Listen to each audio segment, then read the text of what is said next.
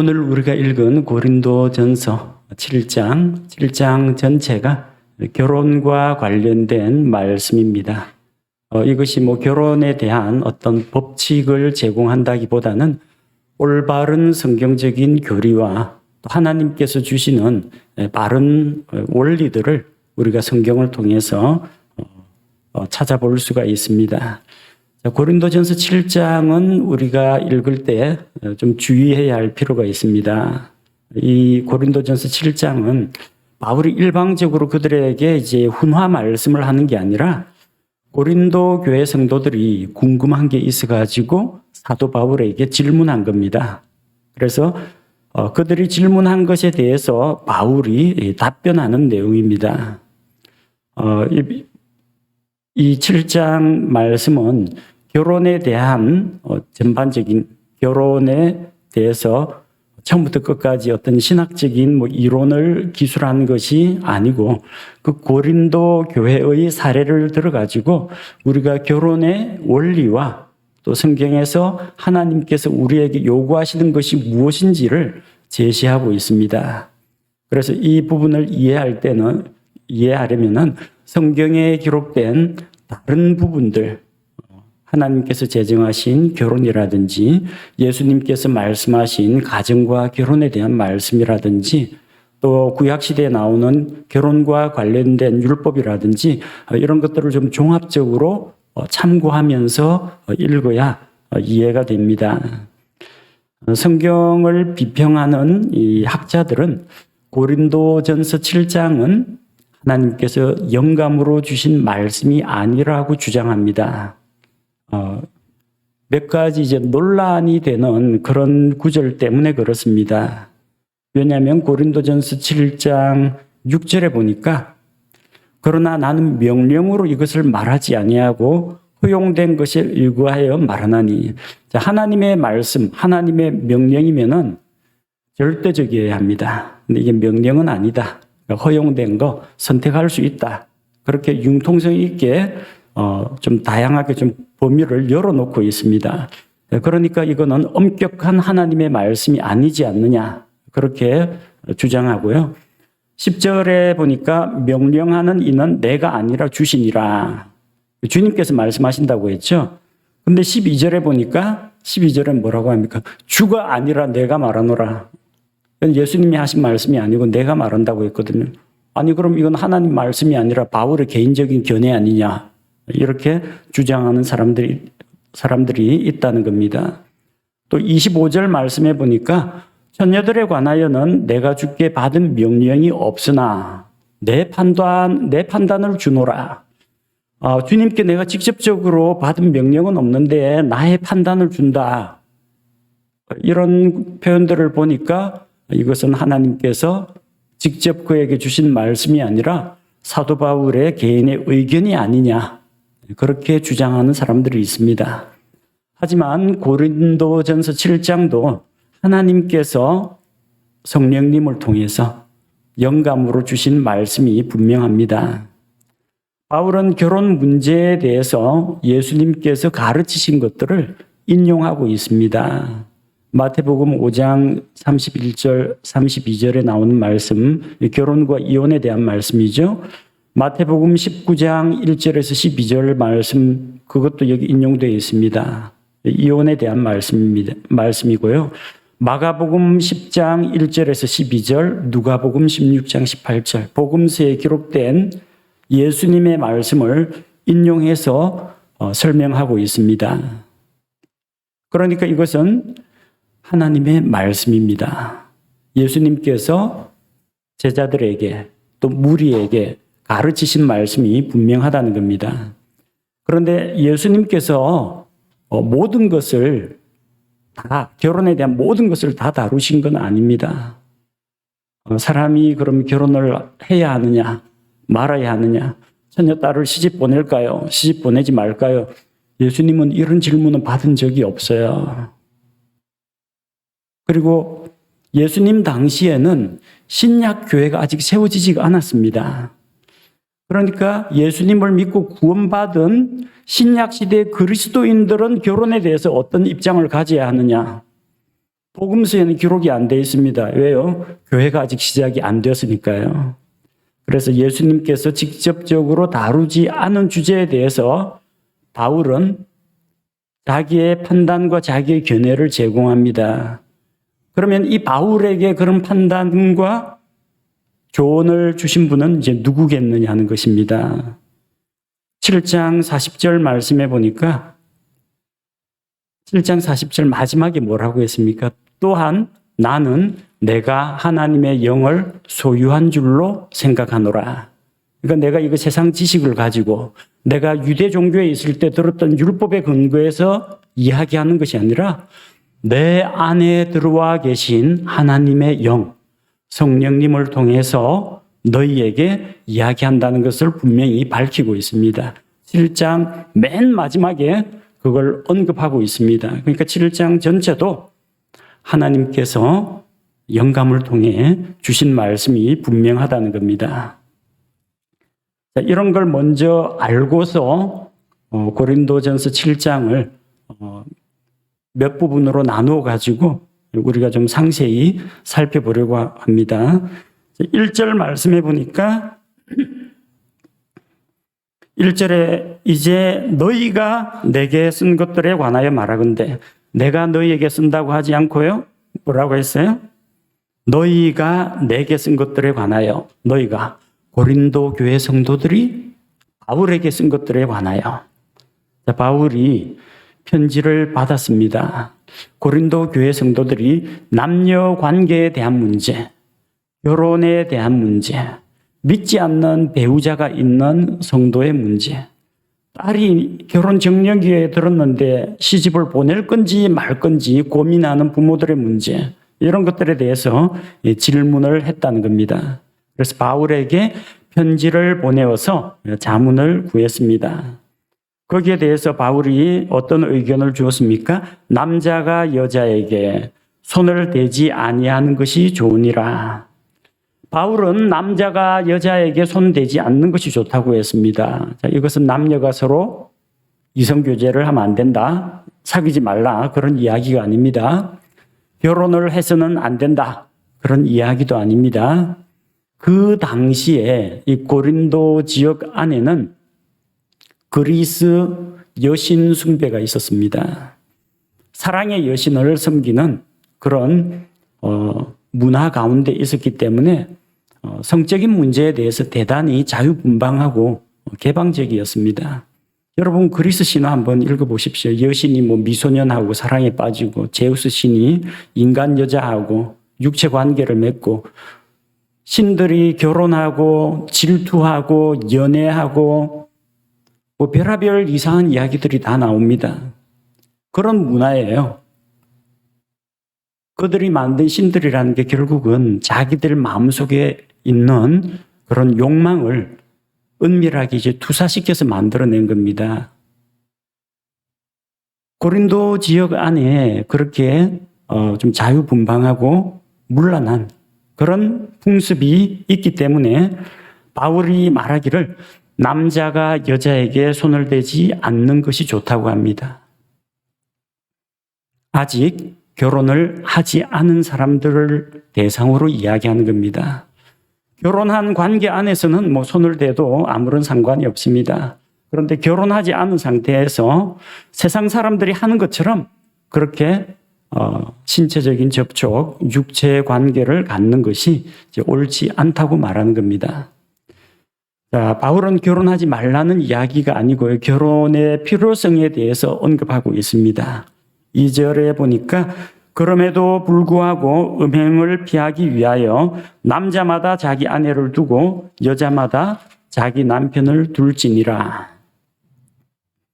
자, 결혼의 필요성에 대해서 이야기하고 있는데 바울은 결혼이 왜 필요하느냐, 창세기에는 하나님께서 남자가 혼자 있는 것이 좋지 못하다고 했습니다. 독신으로 지내다 보면 여러 가지 채워지지 않는 필요들이 있고요, 외로움을 타게 되고 건강에도 좋지가 않고, 남자 여자 마찬가지입니다. 또 여러 가지 유혹에 빠지기가 쉽기 때문에 하나님께서는 홀로 있는 것이 좋지 않다, 때가 되면 남자든 여자든 짝을 찾아 결혼하는 것이 필요하다고 한 것입니다. 성적인 만족은 결혼의 한 부분입니다. 그게 전부가 아닙니다. 성적 만족을 위해서 결혼하라는 이야기가 아닙니다. 다만 결혼을 통해서 그런 성적 욕구의 충족이 필요하다는 것을 언급하고 있습니다. 만약 결혼을 안 하면 어떻게 됩니까? 여러 가지 이 고린도 지역에 있는 문란한 세상 사람들의 모습을 보고 충동을 느끼고 유혹에 넘어갈 수가 있다는 겁니다. 그래서 음행을 피하기 위해서 결혼이 필요하다고 조언을 합니다. 남자는 결혼하여 아내를 얻고 여자는 결혼해서 자기 남편을 두는 것이 필요하다는 겁니다. 결혼을 하지 않을 경우 이런 어떤 충동이나 욕망에 사로잡힐 수가 있기 때문에 만약에 자기 자신을 억제할 수가 없다면 결혼하는 것이 낫다고 이야기합니다. 9절에도 나오죠.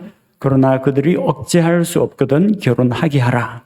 불타는 것보다 어떤 욕정으로 불타는 것보다는 결혼을 통해서 정상적인 가정생활 안에서 부부관계 속에서 그런 것들을 해결하는 것이 낫다는 말씀입니다. 자, 그리고 남편과 아내의 그 관계에 있어서 남편은 아내에게 대해서 권리가 있고 아내는 남편에 대해서 권리가 있다는 것을 언급하고 있습니다. 3절에 보니까 남편은 아내에게 또 아내는 남편에게 합당한 애정을 베풀어야 한다고 했습니다. 부부 사이에 애정을 표현하는 것은 당연한 일입니다. 그 애정에는 정신적인 애정과 또 육체적인 애정 모든 것이 포함이 됩니다. 결혼 관계 안에서는 이런 것들이 하나님께서 허락하신 것입니다. 창세기 2장에도 보니까 아담과 그의 아내 이브가 벌거벗었지만 서로에 대해서 수치스럽다거나 부끄럽다고 생각하지 않았습니다. 부부 사이에서는 그게 허용이 된다는 겁니다. 4절에서는 아내가 자기 몸을 마음대로 하지 못하고 남편이 하며 남편도 이와 같이 자기 몸을 마음대로 하지 못하고 아내가 하느니라. 자, 남편은 자기 몸에 대해서 아내의 권리를 인정해야 합니다. 아내는 자기 몸에 대해서 남편의 권리를 인정해야 합니다.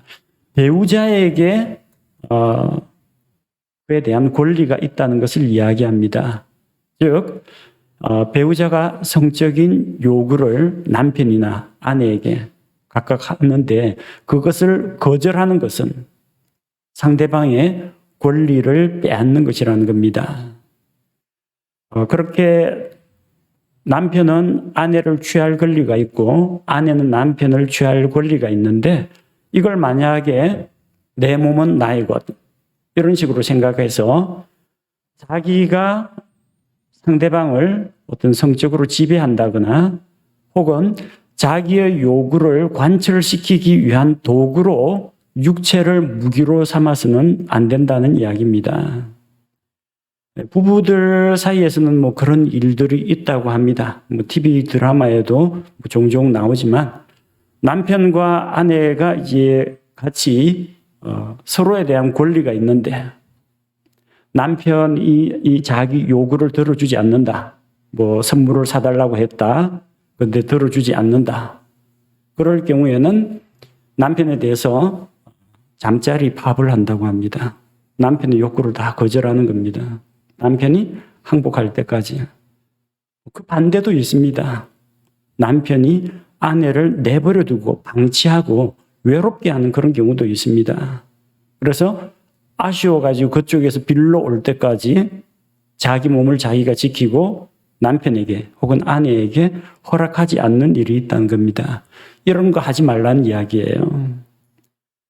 자기 몸에 대한 권리는 자기에게 있는 게 아니라 자기 배우자에게 있다는 것을 말합니다.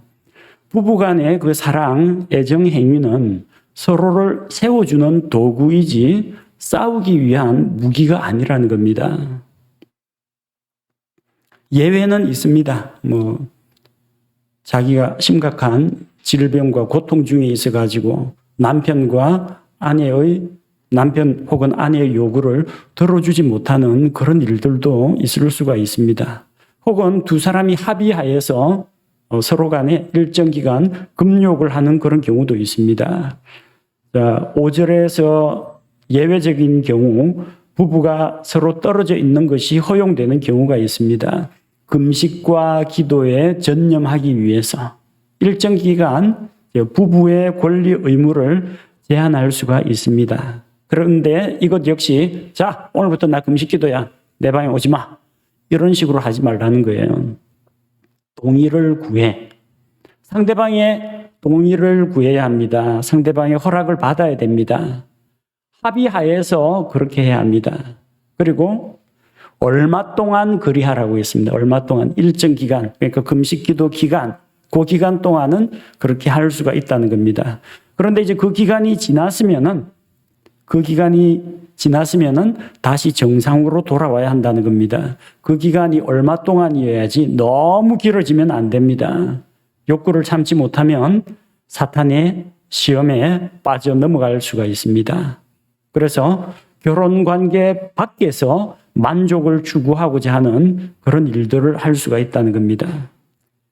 그래서 남편은 아내에게, 아내는 남편에게 서로를 속여서 권리를 빼앗아서는 안 된다. 그걸 분명히 하고 있습니다.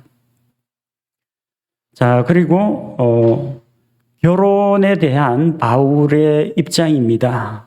바울의 입장은 6절에 나오는 것처럼 그러나 나는 명령으로 이것을 말하지 아니하고 허용된 것에 의거하여 말한다고 했습니다. 결혼에 대해서 명령, 의무로 말하는 게 아닙니다. 허용에 의해서 말한다. 선택이 가능한 여지를 열어놓고 있다는 이야기입니다. 결혼하라, 결혼하지 말라. 이거는 명령이 아닙니다. 허용된 범위 안에서 결혼하는 것을 선택할 수도 있고 결혼하지 않는 편을 선택할 수도 있다는 겁니다. 왜냐하면 사람마다 제각기 받은 은사가 다를 수가 있기 때문입니다.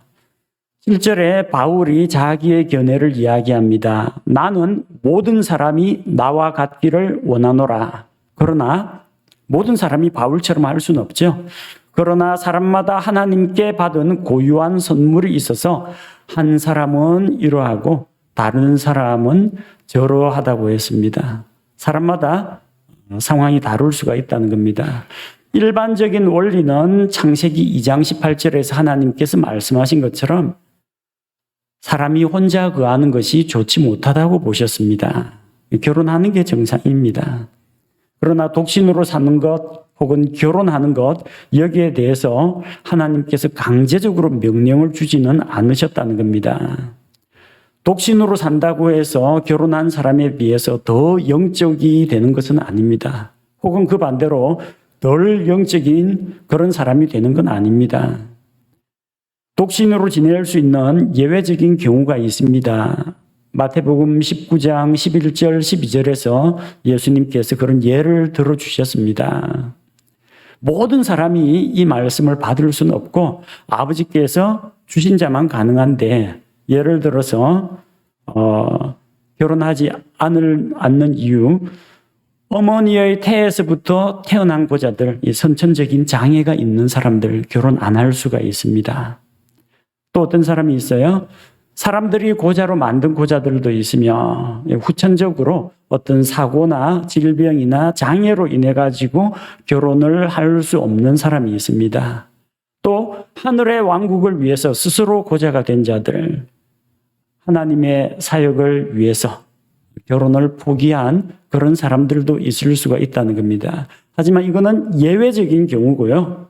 일반적인 원리는 일정한 연령이 되면은 부모로부터 독립을 해서 자기 짝을 만나가지고 결혼하여 가정을 이루는 것이 하나님께서 정하신 가정과 결혼의 원리입니다. 바울은 이어서 결혼하지 않은 자들 그리고 과부들에게 조언을 주고 있습니다. 8절 말씀해 보니까 그러므로 내가 결혼하지 아니한 자들과 과부들에게 말하노니 그들이 나처럼 지내는 것이 그들에게 좋다라고 했습니다. 바울처럼 그냥 그대로 지내는 것이 좋다는 겁니다. 하지만 억제할 수 없거든. 욕구나 충동을 참을 수가 없거든. 차라리 결혼하는 것이 낫다라고 했습니다. 자, 여기서 이제 한 가지 이제 의문이 생깁니다. 바울이 나처럼 지내는 것이 좋다고 했는데 그럼 바울은 결혼했습니까? 결혼 안 했습니까? 궁금해하는 분들이 있어요. 대부분의 교회에서 바울은 하나님의 사역을 위해서 결혼 안 하고 평생 총각으로 독신으로 살았다. 그렇게 이야기합니다. 그런데 이거는 성경 말씀을 조금 더 우리가 깊이 생각해 볼 필요가 있습니다. 바울이 어떤 사람이에요? 유대인들의 율법을 지켰습니다. 또 바울이 속해 있던 그 학파, 가말리엘, 랍비의 가르침은 조상들의 전통을 엄격하게 지켰습니다. 율법과 전통을 엄격히 지켰어요. 율법에는 뭐라고 되어 있습니까? 결혼하라고 되어 있습니다. 창세기 2장에. 유대인들, 랍비들이 가르치는 결혼에 대한 전통은 무엇입니까? 남자는 일정 연령이 지나면 결혼해야 됩니다. 나이가 늙도록 결혼 안 하고 있으면 다 이상하게 생각합니다. 율법과 전통을 바울이 지켰다는 것은 그는 아마 젊어서 결혼을 했을 거라는 것을 우리가 알 수가 있습니다. 또 바울은 고린도전서 7장에서 결혼하지 않은 미혼 남녀 이야기, 결혼한 부부 이야기, 이혼한 성도의 이야기, 혹은 사별하여 과부가 된 자들에 대해서 조언을 합니다. 여러분, 총각이 이런 조언할 수 있겠습니까? 결혼 생활 한 번도 안 해본 사람이 이런 말을 할 수가 있을까요? 그러기 어려울 겁니다. 결혼하지 않은 상태를 영어 성경에서 unmarried라고 합니다. 8절에 보니까 뭐라고 해서 내가 결혼하지 않은 자들 했는데 I say therefore to the unmarried라는 것은 결혼을 한 번도 해보지 않은 싱글, 독신, 총각, 처녀를 말하는 단어가 아닙니다. 1828년 캠브리지 영어사전을 찾아보면 unmarried라는 것은 결혼을 하지 않은 상태를 말합니다. 결혼 관계에 있지 않은 상태, 옆에 보조 설명으로 남편이나 아내가 없는 상태를 unmarried라고 합니다.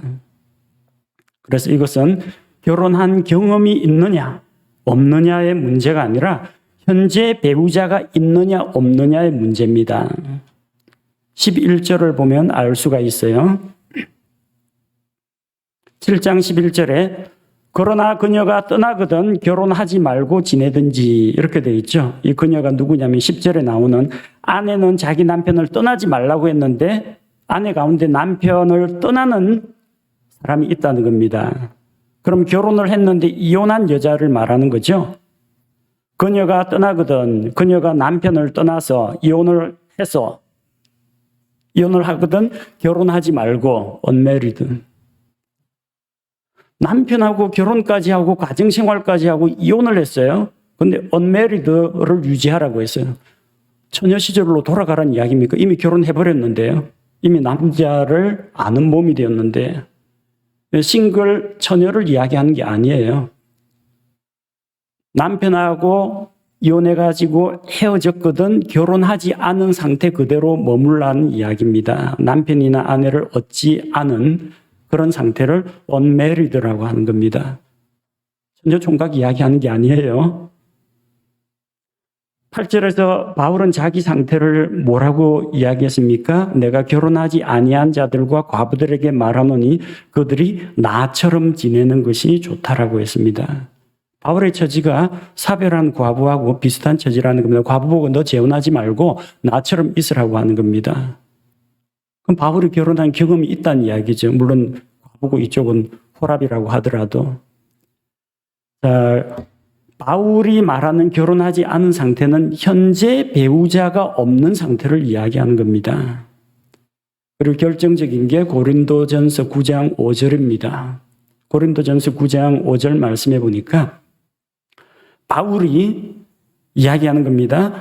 우리에게 바울 포함 다른 사도들이나 주의 형제들이나 게바와 같이 자매 곧 아내를 데리고 다닐 권리가 없느냐 바울이 주장합니다. 바울이 총각이라면 내가 아내를 데리고 다닐 권리가 없겠느냐 이렇게 이 말 못합니다. 총각이 아내도 없으면서 자매를 못 데리고 다닌다고 그럴 거 아닙니까? 아내가 없다면 이런 권리 주장을 아예 입에 담지도 못합니다.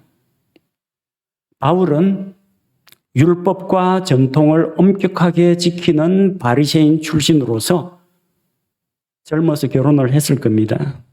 근데 아마 그의 결혼 생활에 변화가 일어났을 겁니다. 잘 나가던 가말리엘 문화의 수석 학생이 어느 날 갑자기 다마스쿠스로 가다가 예수 그리스도를 만나가지고 기독교인이 되어버렸습니다. 그리스도인이 되어버렸어요. 당연히 유대교에서 출회당합니다. 출회당하는 것과 함께 그 아내에게 남편하고 이혼해. 유대인 가정에서 이게 허용이 되질 않습니다. 이방인 취급을 합니다. 유대교가 아니라 그게 이슬람이 됐건 뭐 기독교인이 됐건 다른 종교 쪽으로 전향해버리면 공동체에서 쫓겨납니다. 그래서 아마 이혼을 당했거나 혹은 아내를 잃고 사별을 했을 것으로 봅니다. 그래서 바울은 자기 자신을 가리켜서 결혼하지 않은 상태라는 것은 나는 총각입니다. 그런 의미가 아니고요. unmarried. 나는 현재 아내가 없는 상태입니다. 그리고 나처럼 과부들도 나처럼 재혼할 생각하지 말고 나처럼 그대로 있으라고 한 겁니다. 그래서 바울이 결혼을 했느냐 하지 않았느냐. 결혼을 한 경험은 있지만 현재 고린도전서를 기록하는 이 당시의 바울은 아내가 없는 상태, unmarried 상태였다는 것을 알 수가 있습니다. 결혼은 참 소중한 것입니다. 하나님께서 우리에게 주신 선물입니다. 에덴 동산에서 쫓겨날 때 많은 것을 잃어버렸습니다. 온화한 기후와 그 안에 있는 온갖 과일나무들과 또 모든 짐승들이 아담의 말에 딱 복종하던 그런 상황에서 하나님께 죄를 짓고 쫓겨났습니다. 권리들을 잃어버렸습니다. 땅을 갈아도 땅이 그 효력을 주지 않고 가시와 엉겅퀴가 납니다. 그런데 하나님께서 빼앗지 않은 게 있습니다. 가정은 빼앗지 않았습니다. 가정을 통해서 하나님을 알고 사랑을 알고 자녀를 낳아보고 아버지의 심정을 배우고 그러라고 가정을 허락하신 겁니다. 따라서 우리는 하나님께서 주신 가정을 소중하게 여겨야 합니다. 특별히 예외적인 그런 상황을 제외하면은 성인이 된 남녀는 결혼을 하는 것이 바람직합니다. 남편과 아내가 연합하여서 둘이 한 몸이 되어야 합니다. 결혼 생활에서 영적으로도 서로 하나가 되어서 한 영 안에서 소통을 하고 또 서로가 혼과 혼이 연결된 소울메이트라고 하죠. 그렇게 연결되고 육체적으로도 한 몸을 이루는 그런 부부 사이가 되어야 합니다. 남편은 아내에게 합당한 애정을 베풀고 아내는 남편에게 합당한 애정을 베풀어서 사랑의 관계가 깊어질 때 가정이 든든하게 서고 주변의 유혹으로부터 자기 자신과 자기 가족을 지킬 수가 있습니다.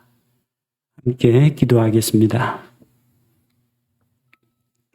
아버지 하나님, 고린도전서 7장 말씀을 통해서 우리에게 결혼과 가정에 대한 중요한 원리들을 가르쳐 주신 것을 감사를 드립니다.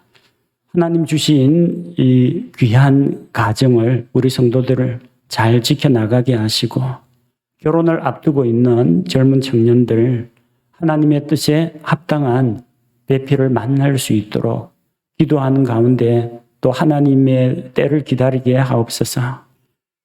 우리에게 주신 소중한 선물, 가정을 통하여서 하나님을 더 깊이 알게 하시고 사랑을 깨닫게 하시고 또 사랑을 베푸는 것을 우리가 배우게 하여 주옵소서. 우리 성도들의 가정이 든든히 서고 그로 말미암아 이 교회가 건강하고 든든하게 서게 도와주옵소서. 예수님의 이름으로 기도합니다. 아멘.